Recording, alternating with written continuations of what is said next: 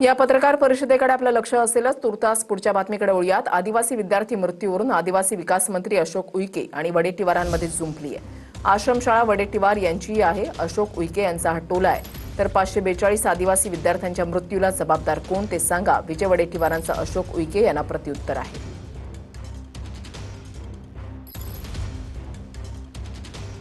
मुलांचे मृत्यू झाले त्याच्यापैकी 5% सर्पदंशाने झाले असा आरोप केला. तुमचं म्हणणं काय आहे? आता भाऊ थोड्या वेळाने ते भाऊलाच विचारा. त्यांचे भाऊ या अनुदानित आश्रमशाळा चालवते.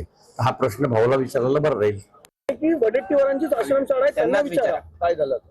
असं आहे, आता उईके काय बोलले त्यापेक्षा गेल्या 2 वर्षामध्ये 542 आदिवासी आश्रमशाळामध्ये 542 मुलांचा मृत्यू झाला.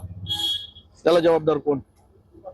त्यामुळं आश्रमशाळा कोणाची आहे मला विचारण्यापेक्षा 542 मृत्यूला जबाबदार कोण, हे आदिवासी सगळे अधिकारी यांच्यावर तुम्ही काय कारवाई करणार आहात याचं उत्तर अशोक उईकेने दिलं.